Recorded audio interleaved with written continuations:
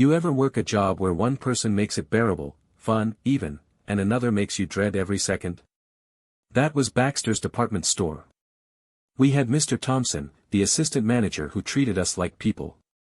And then there was Mr. Richards, the store manager who thought he was a corporate god. He broke people. Bullied them.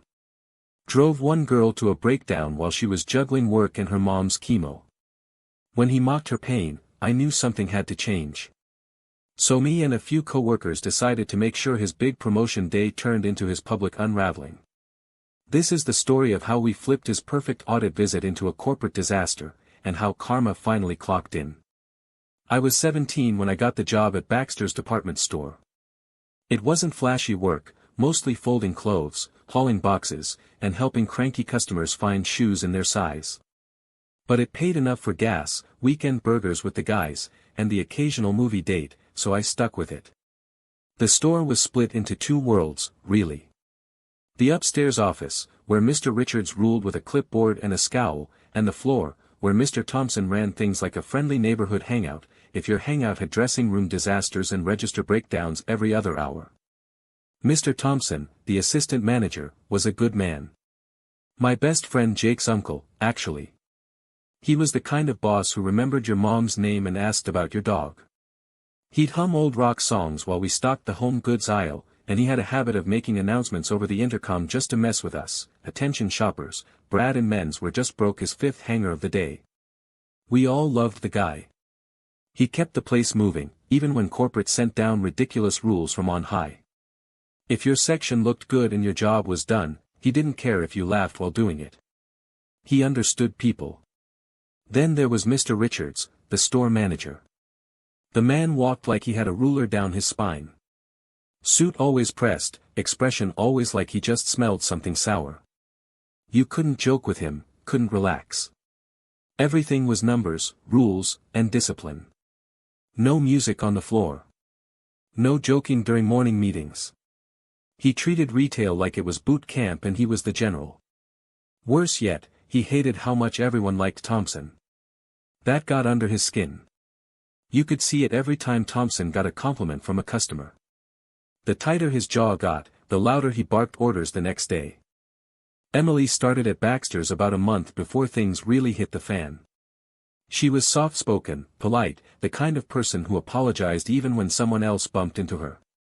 Barely out of high school, still figuring things out, and trying to hold everything together while her mom went through chemo.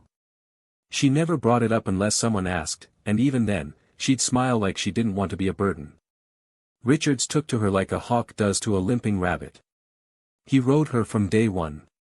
Said she moved too slow, folded shirts like a toddler, couldn't answer customer questions fast enough. Didn't matter that she worked doubles, closed late, then opened early the next day. Didn't matter that she never complained. If she wasn't perfect, she wasn't good enough for him. One night, after a 12-hour shift, he chewed her out in front of customers because a pair of jeans wasn't aligned, edge to edge, on the display table. I watched her eyes well up, her hands shaking so bad she dropped the tape gun. The next morning, she didn't show up. Word came down later she'd been hospitalized after a breakdown. No big announcement. No flowers. Just a schedule adjustment. A week later, she showed up mid-morning to pick up her final paycheck. She didn't ask for anyone except Mr. Thompson. They sat out front with coffee for about 30 minutes. No talk about the store, just the weather, her cat, and the books she liked. When she left, she hugged him and cried like someone had finally treated her like a person. The next day, Richard stopped Thompson by the employee lockers and said with a sneer, "Next time the charity case comes by, tell her to finish the job." I was a few steps away when I heard it. My stomach turned. Something cold settled in my chest. I'd put up with a lot, but that was the moment I knew Richards didn't just need humbling, he needed a reckoning. The day Richards taped up the audit notice in the stockroom, you'd have thought he won the lottery. His eyes lit up like he'd been waiting his whole life for this moment. 2 weeks, he said, loud enough for the folks in receiving to hear. We've got 2 weeks to get this place in top shape. To most of us, it sounded like a threat more than a plan. He started rewriting the entire store like it was his big Broadway debut. Schedules were shredded. Lunch breaks got shorter. Double shifts started popping up like weeds. We were told to tighten the ship and elevate our professionalism. That meant no talking unless it was about sales. No leaning, no humming, no laughing. It was like working inside a pressure cooker. He even made Sarah redo the sock wall 3 times in one day. Said the color flow didn't feel intentional. That woman nearly lost it over ankle socks. Richards wanted the floor gleaming, every display squared off like a military drill, and us acting like showroom mannequins. And we realized something, this audit meant everything to him. If he impressed the brass, he'd be one step closer to climbing out of our store and into a cushy office job. That's what he wanted more than anything, recognition, advancement, validation. That's when we saw our opening.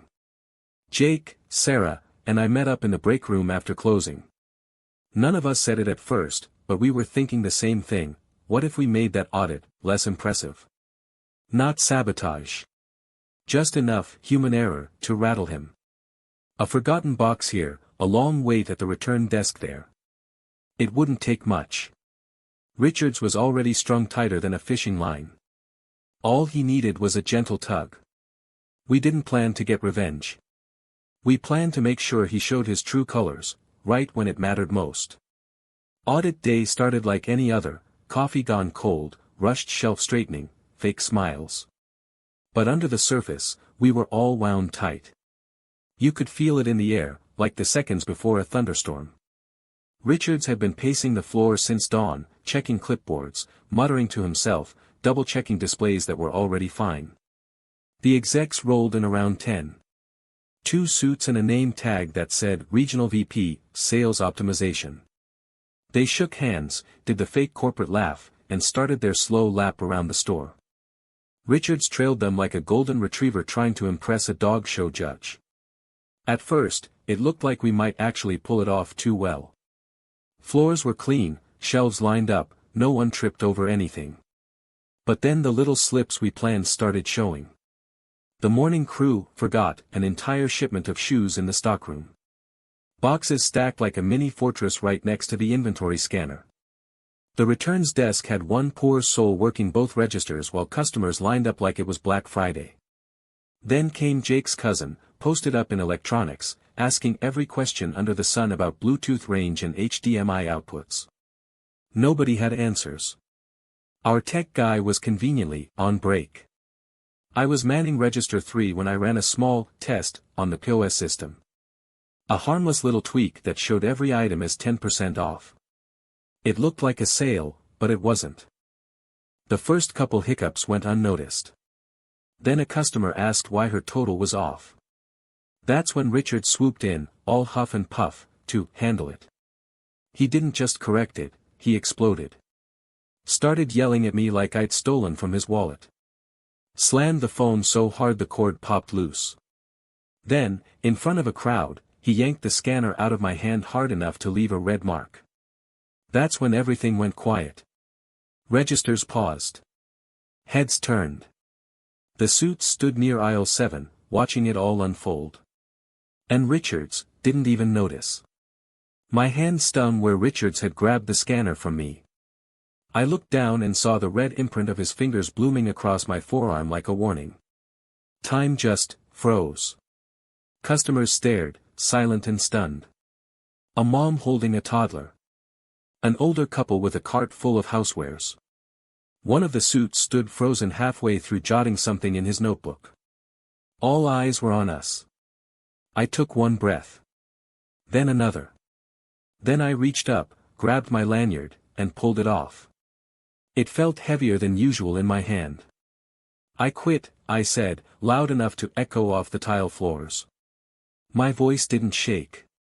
I'm done with your tantrums, your bullying, and treating people like machines. Without Mr. Thompson and the rest of us, this whole place would fall apart under your ego. You could have heard a pin drop. Richards just stood there, mouth opening and closing, like a fish out of water. No yelling now. No orders. Just the color draining from his face like a leak he couldn't plug. One of the VPs walked over, slow and calm, like he was trying not to spook a wild animal. He leaned in close and asked, "Did he grab you?" I didn't hesitate. I nodded once. The other suit stepped away and called someone on a walkie. A minute later, they escorted Richards to the back office. He didn't resist. Didn't even look back. Just walked with them, stiff and quiet. The store stayed hushed, even after he was gone. A manager from another district apologized to the customers in line and started handing out gift cards. Someone announced a 50% discount on every item at the register, due to technical issues. It wasn't about the sale. Everyone knew that. It was an apology. A way to hit reset on what had just happened. I just stood there, holding my lanyard in my hand, staring at the red print on my skin. And for the first time in a long while, I felt like I could breathe. Richards didn't lose his job outright, which I'll admit stung a little at first. But when word came down that he'd been demoted and reassigned to a low-performing branch an hour out, we knew it wasn't a win for him, it was a quiet exile. No applause, no handshake, no farewell party. Just an empty office and his name gone from the manager placard. The guy who once barked orders like he owned the place was now folding clearance jeans in a half-dead store out by the freeway. Poetic, really. The real celebration came the next week, when they handed Mr. Thompson the manager title. No big speech. No corporate banner. Just a couple of claps from us in the break room and a smile that said everything. He didn't gloat. He just got to work like he always did, steady, kind, and sharp as ever. And man, the change was immediate. Music came back to the floor. Not loud, just enough to keep you from feeling like you were working in a library. People actually talked again, joked, helped each other out without glancing over their shoulders. Sarah brought back her dumb morning trivia game over the intercom. Jake started keeping snacks in the break room again. Even the customers noticed. You'd hear them say things like, "The energy here feels better," or, "This store runs smoother than the others." Turnover dropped like a rock. Folks who had one foot out the door were suddenly asking for more hours. You didn't dread coming in anymore. No one ever brought up what we did. Not directly. There were knowing glances, a few quiet chuckles when someone mentioned that audit day, but that was it. We didn't need to brag or spell it out. The store spoke for itself. Richards wanted a legacy. He got replaced. And the rest of us? We got our store back. It's been 10 years since I left, and I haven't been back since.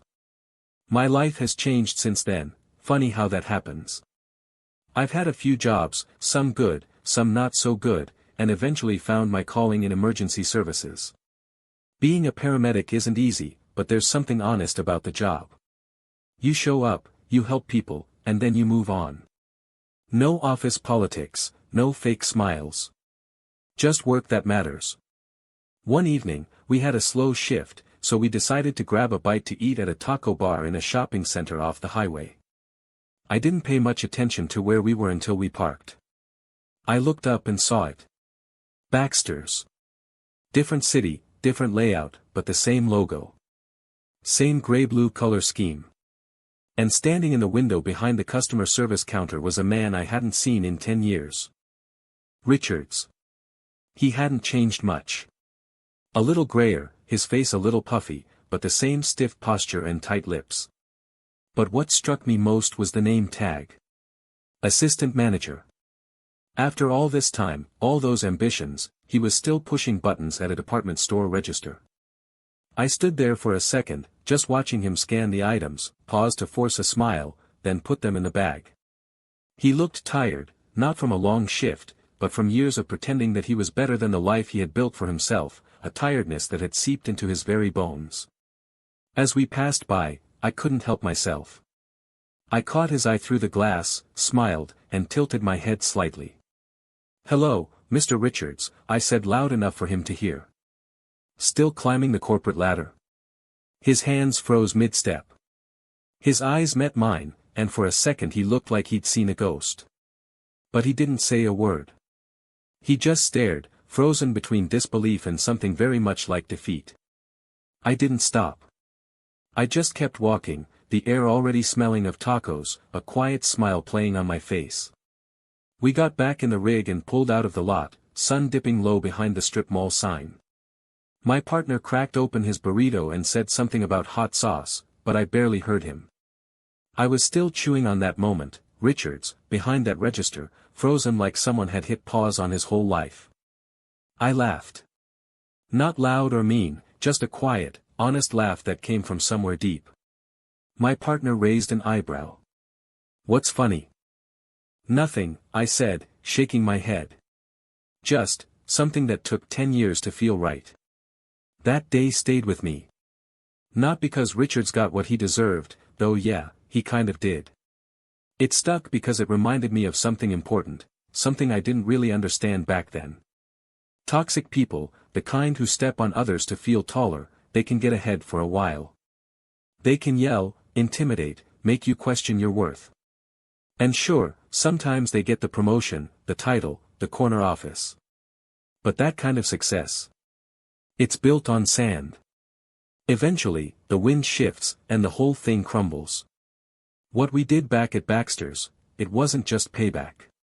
It was a turning point. A reminder that the quiet ones, the nobodies, the ones who show up and do their jobs with heart, they have power. When they come together, even just a few of them, they can change everything. We weren't heroes. We didn't wear capes or carry grand titles. We just got fed up. And we stood up. Now, years later, I've worked with folks from all walks, firefighters, nurses, techs, even small-town mechanics. The good ones, they all say the same thing, treat people right. Because eventually, the way you lead will be the story you leave behind. Richards left a cautionary tale. Thompson. He left a legacy. And us? We walked away knowing we didn't just take a stand. We made it count.